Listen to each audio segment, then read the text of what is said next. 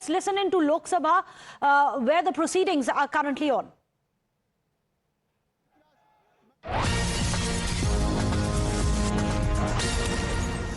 वक्तव्य आना है।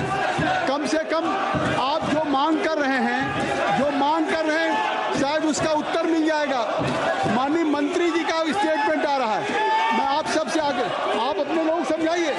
केसी Venugopal ji, I will request that you must ask to your members they should vacate the well. Then that you must ask to your members they should vacate the well. Then minister का statement आ रहा है। माननीय विदेश मंत्री जी। Honorable Chairman sir, I rise to apprise this august House of recent developments in West Asia that are a cause of deep concern to us. It has witnessed, members are aware, this round of conflict started on 28th February 2026. It has witnessed not only fighting between Israel and the United States on one side and Iran on the other, as well as destruction of infrastructure in the region. At the very outset, government had issued a statement on 28th February expressing its deep concern and urging all sides to exercise restraint, avoid escalation, and prioritize the safety of civilians. We believe, and we continue to believe, that dialogue and diplomacy should be pursued to de-escalate tensions and address underlying issues. It is also imperative that the sovereignty and territorial integrity of all states in the region be respected. Chairman sir, given the gravity of the situation, the Cabinet Committee on Security (CCS) met on 1 March under the chairmanship of the Honorable Prime Minister. It was briefed on the airstrikes in Iran and the subsequent attacks in several Gulf countries. The CCS was concerned over the safety and security of the Indian community in the region. It also focused on the implications for regional security and for economic and commercial activities. The committee was apprised of difficulties faced by Indian travelers transiting the region and by students appearing for scheduled examinations in this country. It directed all concerned ministries and departments to take appropriate measures to respond to these problems. Honorable Prime Minister continues to closely monitor emerging developments, and relevant ministries are coordinating to ensure effective responses. Chairman sir, the conflict has continued to intensify and the security situation in the region has deteriorated significantly. We have noted that in fact, the conflict has spread to other nations with mounting destruction and deaths. Normal life and economic activities in the entire region are visibly affected and in some cases have come to a halt. We therefore reiterated our call on 3 March for dialogue and diplomacy and spoke up for an early end to the conflict. I'm confident, sir, that the entire House joins me in expressing our sorrow at the loss of life. Honorable Chairman, sir, while any development that negatively impacts peace and security in the world is deeply troubling, this ongoing conflict is an issue of particular concern for India. We are a neighboring region and understandably have obvious stakes in West Asia remaining stable and peaceful. There are almost 1 crore Indian citizens who live and work in the Gulf nations. In Iran too, there are a few thousand Indians who are there for study and employment. The region is key to our energy security and includes many important suppliers of oil and gas. Chairman sir, the Gulf is also a major trade partner accounting for US dollars. आप लोगों से आग्रह है कि जो सवाल आप उठा रहे हैं उसी सवाल का जवाब सरकार की तरफ से विदेश मंत्री जी दे रहे हैं। अगर आपकी चिंता है कि भारत के लोग गल्फ में हैं, भारत के लोग ईरान में हैं, मिडिल ईस्ट में हैं, तो क्या कार्रवाई सरकार कर रही, आप क्या परिचय दे रहे हैं? अगर सरकार की तरफ से आपके उस चिंता का स्टेटमेंट आ रहा है, आपके इशूज पे स्टेटमेंट आ रहा है, तो मैं आग्रह करूंगा कि आप लोग सदन को कृपया सुचारू रूप से चलने दें। आप सुनिए, माननीय विदेश मंत्री जी जो आप सवाल को उठाना चाहते हैं उसका जवाब दे रहे हैं, स्टेटमेंट दे रहे हैं। आप सुनना नहीं चाहते, पहले से प्ले कार्ड लेके आए हैं। ये प्ले कार्ड लेके क्यों आए? कई बार अध्यक्ष जी ने कहा प्ले कार्ड लेकर के सदन में नहीं आया जा सकता, फिर भी आप तैयारी के साथ इस सदन को नहीं चलने देना। माननीय विदेश मंत्री जी। Chairman sir, the Gulf is also a major trade partner, accounting for US dollars 200 billion almost annually of trade. The House is also aware that in the last decade there have been significant investments from the region into the Indian economy. Therefore, the serious supply chain disruptions and climate of instability that we perceive are indeed serious issues. Furthermore, these include attacks on merchant shipping, where Indian nationals often constitute a large proportion of the crews.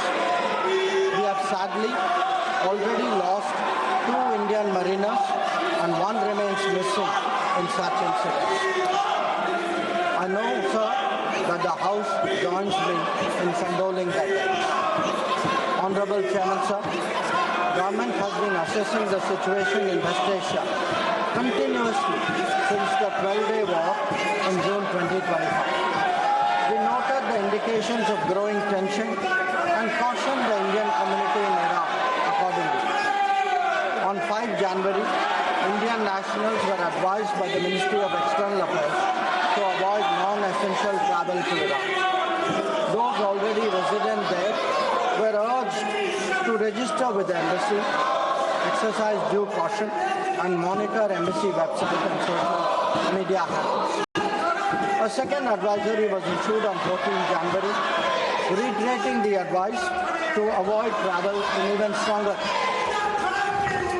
The Directorate General of Shipping Mumbai, in parallel, issued its own advisory on 14 January for Indian seafarers, asking them to follow embassy advisories and avoid unnecessary movement or shows.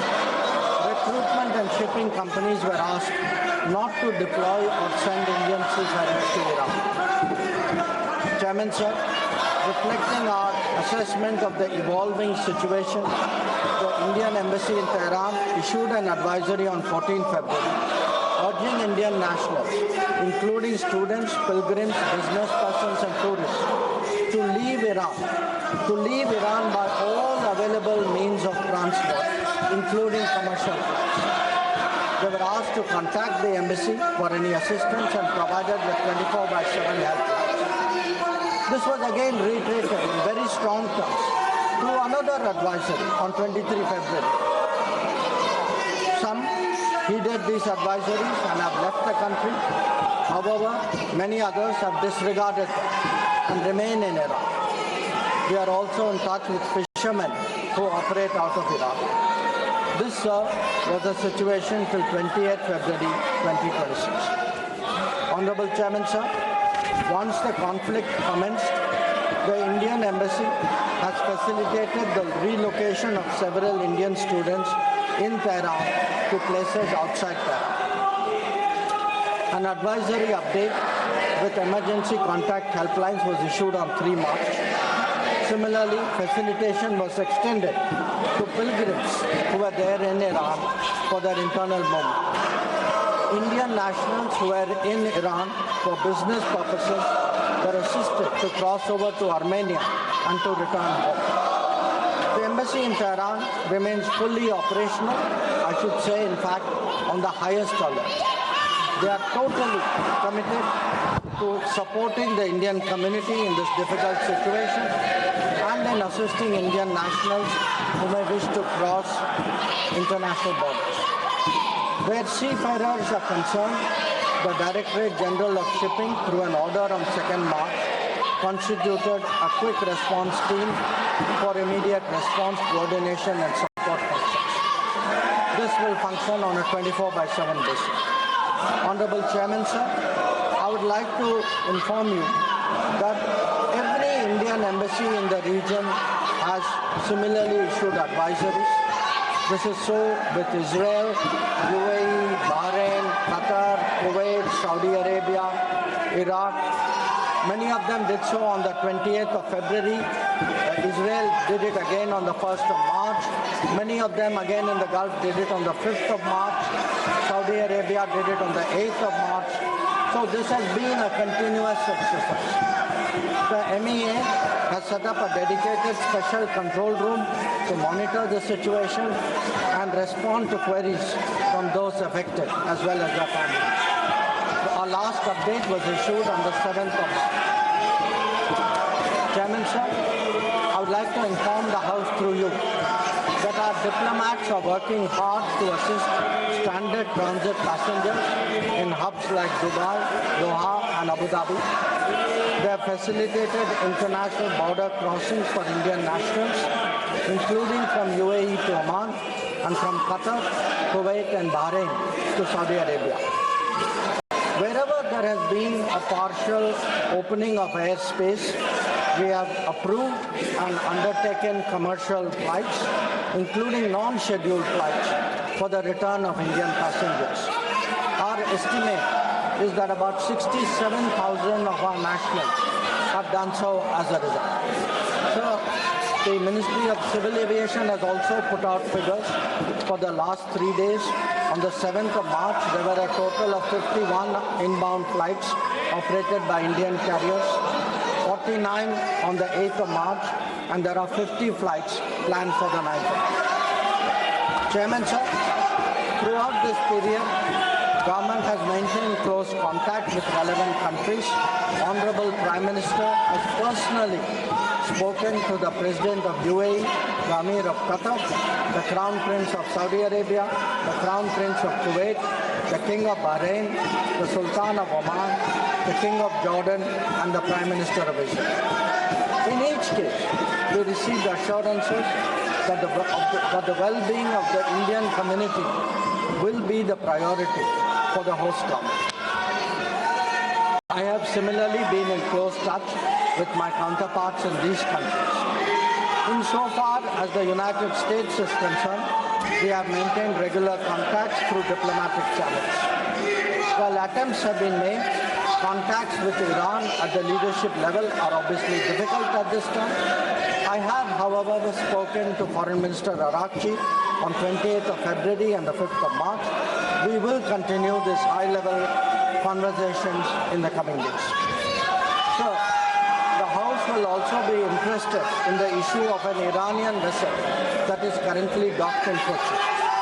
The Iranian side had requested permission on 28th February for 3 ships in the region to dock at our ports. This was accorded on 1st of March.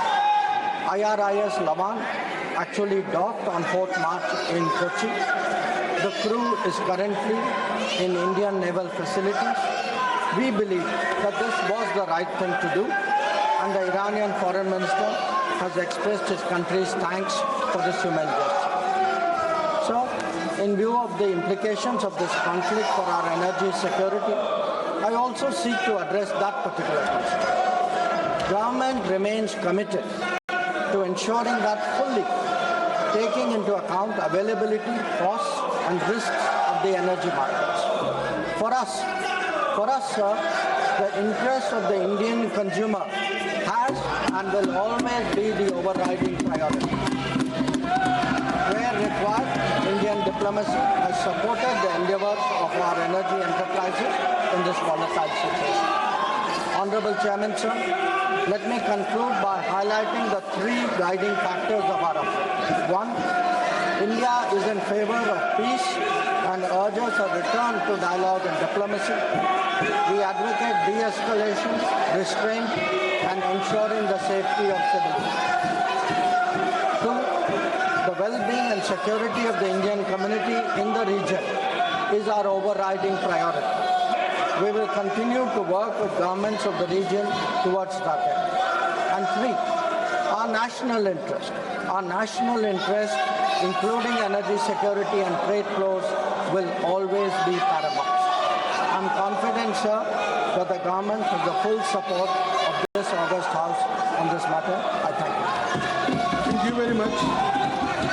I would request to my all member of parliament that now you are raising some concern through your play cards. You are raising issue of energy security. You are raising issue of energy security. तो मेरा कहना है कि अगर आप energy security की बात आपने उठाई है तो माननीय अभी विदेश मंत्री जी ने एनर्जी सिक्योरिटी के बारे में सदन के माध्यम से सरकार की तरफ से आश्वस्त किया है। जहां तक भारतीय लोग हैं जो आप कह रहे हैं, इस प्ले कार्ड को दिखा रहे हैं, नीचे रखिए कि जो लोग विदेश में हैं, गल्फ में हैं, मिडिल ईस्ट में हैं, उनको किस तरह से लाया जा रहा है, पूरा डिटेल स्टेटमेंट दिया है। या तो केसी वेणुगोपाल जी, you have not heard what he has said. Already foreign minister has issued a statement about your all subject. Even you are not satisfied, if you may not be satisfied, you can raise this issue in business advisory committee for more discussion, for more debate. अगर आप इस विषय पे जो उठाना चाहते हैं, सदन की कार्रवाई ऐसे नहीं चलती। माननीय विदेश मंत्री जी ने कुछ विषय उठाया है। माननीय विदेश मंत्री जी ने अगर सारी बातों का जवाब दिया, आपको कुछ इसमें आगे है तो आप बिजनेस एडवाइजरी कमेटी पे इस पर चर्चा के लिए मांग कर सकते हैं, लेकिन आप सदन को बाधित कर रहे हैं।